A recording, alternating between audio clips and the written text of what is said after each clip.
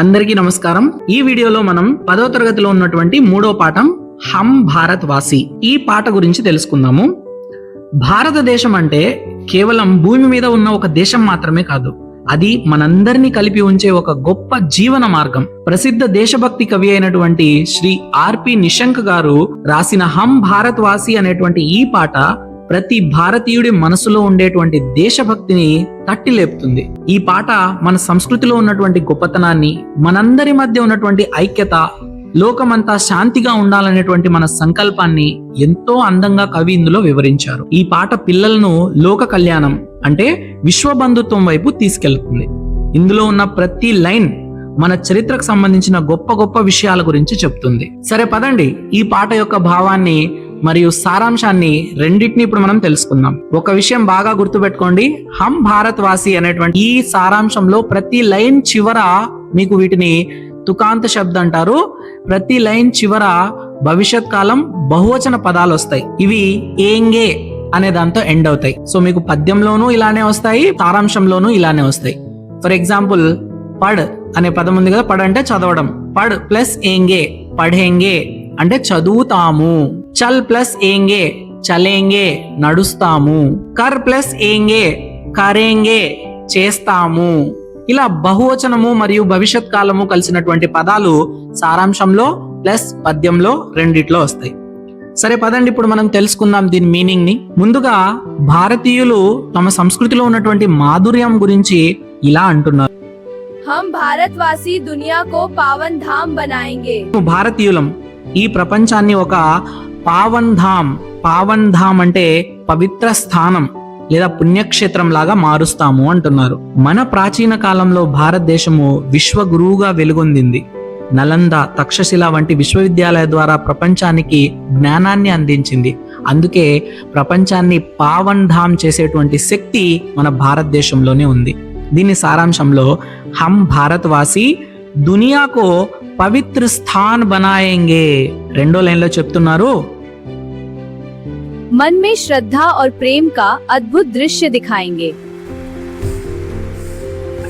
మనసులో శ్రద్ధ మరియు ప్రేమను నింపుకున్న ఒక అద్భుత దృశ్యాన్ని మేము లోకానికి చూపిస్తాము.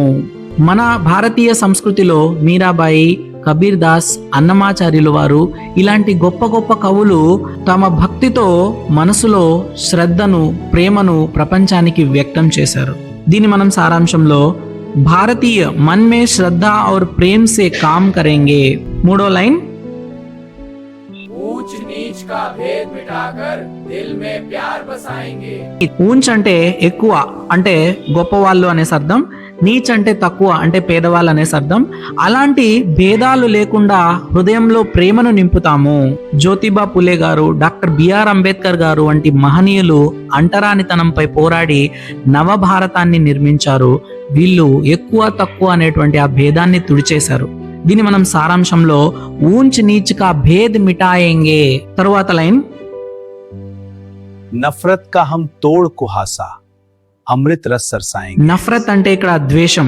నఫరత్ ని ఇక్కడ కవి కుహాసాతో పోల్చారు. కుహాసా అంటే ఇక్కడ పొగ మంచు వల్ల కమ్ముకున్నటువంటి ఒక తెర. దీన్నే కోహ్రా అని కూడా అంటారు. ఇది కమ్ముకున్నప్పుడు ఎదురుగా ఉన్నటువంటి వ్యక్తులు కానీ ఏవి కనిపించవు. మనలో ఉన్నటువంటి ద్వేషము అనేటువంటి మంచు తెరను మేము తుంచేసి అమృతం లాంటి ప్రేమ రసాన్ని పంచుతాము. శివాజీ మహారాజ్ గారు తన సైన్యంలో ముస్లింలని, ఇతర మతస్థులకి అందరికీ అవకాశం ఇచ్చి వాళ్ళ మహిళల్ని కూడా గౌరవించి ద్వేషాన్ని తుడిచిపెట్టాలి అని చెప్పి మనందరికీ నేర్పించారు. మన పూర్వీకుల్లో అక్బర్ గారు ప్రవేశపెట్టినటువంటి దీని ఇలాహి అనేటువంటిది ఆ ద్వేషాన్ని తుంచేసి ప్రేమను పంచే ఒక గ్రంథంగా మనం చెప్పొచ్చు. దీని సారాంశంలో నఫరత్ కో హమ్ ఛోడేంగే. తర్వాత లైన్, हम निराशा दूर भगाकर फिर विश्वास जगाएंगे. फिर विश्वास जगाएंगे. మేము నిరాశను పారద్రోలి ప్రజల్లో ఆత్మవిశ్వాసాన్ని నింపుతాము. స్వామి వివేకానంద గారు బానిసత్వంలో మగ్గుతున్న భారతీయులకు లేవండి, మేల్కొనండి, గమ్యం చేరే వరకు విశ్రమించకండి అని పిలుపునిచ్చి యువతలో ఆత్మవిశ్వాసం నింపారు. దీన్ని మనం సారాంశంలో చెప్పేటప్పుడు నిరాశకో దూర్ భగాకర్ ఫిర్ విశ్వాస్ జగాయేంగే. తర్వాత उलझन में उलझे लोगों को तथ्य दीप समझाएंगे। ఉల్జన్ అంటే అజ్ఞానం అనే చీకటితో వచ్చినటువంటి అయోమయం లేదా సందేహం. ఇలాంటి వారికి తథ్య దీప్, తథ్య అంటే ఇక్కడ వాస్తవం, సత్యం అంటే అలాంటి వారు సత్యాన్ని తెలుసుకోవడం వల్ల అజ్ఞానాన్ని వాళ్ళు దూరం చేసుకోగలరు. నిజం పైన, వాస్తవం పైన ఆధారపడినటువంటి వాళ్ళు ఎప్పుడూ అయోమయంలో కానీ సందేహాల్లో కానీ ఉండరు. అర్జునుడికి శ్రీకృష్ణ పరమాత్ముడు భగవద్గీత ద్వారా సత్య దీపాన్ని ప్రసాదించారు. సో దీని సారాంశంలో ఉల్झन में उलझे लोगों को सत्य दीप दिखाएंगे. తరువాత లైన్, भटक रहे जो जीवन पथ से उनको राह दिखाएंगे. భటకన అంటే దారి తప్పడం. దేని నుంచి? తమ జీవితం నుంచి చాలా మంది దారి తప్పి డైవర్ట్ అయిపోతున్నారు. ప్రస్తుతం చాలా మంది మొబైల్కి అడిక్ట్ అయ్యి ఎన్నో విషయాల నుంచి డైవర్ట్ అవుతున్నారు. అలాంటి వారికి రాహ దిఖాయేంగే, సరైన దారిని చూపిస్తాము. మన చరిత్రలో గౌతమ బుద్ధుడు అష్టాంగ మార్గం ద్వారా శాంతియుత జీవనాన్ని, మార్గాన్ని ఎంతో మందికి దిశానిర్దేశం చేశారు. ఆయన వల్ల ప్రపంచ దేశాలలో ఎంతో మార్పు వచ్చింది, శాంతి అనేది చిగురించింది. దీని సారాంశంలో జీవన్ పత్సే భటక్నే వాలోంకో రాహ దిఖాయేంగే. తరువాత లైన్ లో ఇలా చెప్తున్నారు, हम खुशियों के दीप जला जीवन ज्योत जलाएंगे. ఆనందం అనే దీపాలు వెలిగించి అందరి జీవితాల్లో వెలుగును నింపుతాము. మన దీపావళి పండుగ చీకటిపై వెలుగు సాధించిన విజయానికి గుర్తుగా దీపాలు వెలిగించి సామాజిక ఆనందాన్ని పంచుకుంటాము. దీన్ని మనం సారాంశంలో ఖుషియోं का दीप जलाकर जीवन ज्योत जलाएंगे. తరువాత లైన్, सत्य अहिंसा त्याग समर्पण की बगिया महकाएंगे. సత్యం, అహింస, త్యాగం, సమర్పణ అంటే ఇక్కడ అంకిత భావం. ఇటువంటి వాటన్నిటితో మేము ఒక బగియా అంటే ఇక్కడ పూల తోట, ఇలాంటి పూల తోటను మహకాయంగే, మహకాన అంటే పరిమళింప చేయడం. పూల నుంచి వచ్చేటువంటి సువాసననే మహక్ అంటారు.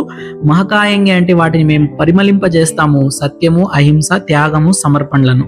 దీనికి మూలము మన మహాత్మా గాంధీ గారు మనకు నేర్పించినటువంటి సత్యం, అహింస అనేటువంటి ఆయుధాలతో ప్రపంచంలోనే అతిపెద్ద సామ్రాజ్యాన్ని ఎదురించి స్వతంత్ర భారతాన్ని సాధించారు. సో దీన్ని మనం సారాంశంలో సత్య, అహింస, త్యాగ, సమర్పణ ఆది భావం కా ఆచరణ కరేంగే.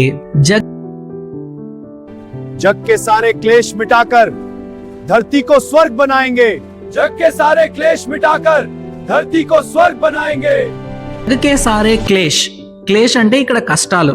ప్రపంచంలో ఉన్నటువంటి కష్టాలన్నింటినీ తొలగించి ధర్తీకో స్వర్గ బనాయంగే, భూమిని మేము స్వర్గం లాగా తయారు చేస్తాము. ఎక్కడైతే ప్రజలు ఆకలి, భయం, వివక్ష లేకుండా జీవిస్తారో అదే నిజమైనటువంటి స్వర్గం. చివరి లైన్ లో ఇలా చెప్తున్నారు, विश्व बंधुत्व का मूल मंत्र हम दुनिया में सरसाएंगे. విశ్వ బంధుత్వ అంటే దీన్నే మనము వసుదైక కుటుంబం లేదా లోక కళ్యాణం అని కూడా చెప్పచ్చు. లోక కళ్యాణం అంటే ఇక్కడ ప్రపంచంలో ఉన్నటువంటి వాళ్ళందరూ ఒకే కుటుంబం లాగా ఉండడమే విశ్వ బంధుత్వం. ఈ విశ్వ బంధుత్వం అనేటువంటిది భారతదేశానికి పునాది అయినటువంటి ఒక సిద్ధాంతమే ఈ విశ్వ బంధుత్వం. ఈ విశ్వ బంధుత్వ కా మూల మంత్ర హం దునియా మే సర్సాయంగే. సర్సానా అంటే లోకమంతా చాటుతాము. ఈ విశ్వ బంధుత్వం సారాంశంలో ఇలా రాయొచ్చు, విశ్వ బంధుత్వ కి భావనాओं को दुनिया में व्याप्त करेंगे. సో విన్నారు కదా, ఈ కవిత భారతదేశం యొక్క గతాన్ని గౌరవిస్తూ భవిష్యత్తులో శాంతియుత సమాజ స్థాపన కోసం ప్రతి భారతీయుడు తీసుకోవాల్సిన ప్రతిజ్ఞను అద్భుతంగా వివరిస్తుంది. సో ఈ సారాంశం మరియు అర్థాలు గుర్తు పెట్టుకోండి, పాటతో పాటు వీటిని నేర్చుకోండి, పరీక్షల్లో మంచి మార్కులు సాధిస్తారు. ట్యూన్ తో నేర్చుకోవడం చాలా ఇంపార్టెంట్. దీని ట్యూన్ మీకు యూట్యూబ్ లో ఈజీగా దొరుకుతుంది. టీ సిరీస్ వాళ్ళు చేసినది చాలా బాగుంటుంది ట్యూన్, అది వినండి. ఈ సమ్మరీ కూడా మీరు నేర్చుకోండి. జై హింద్.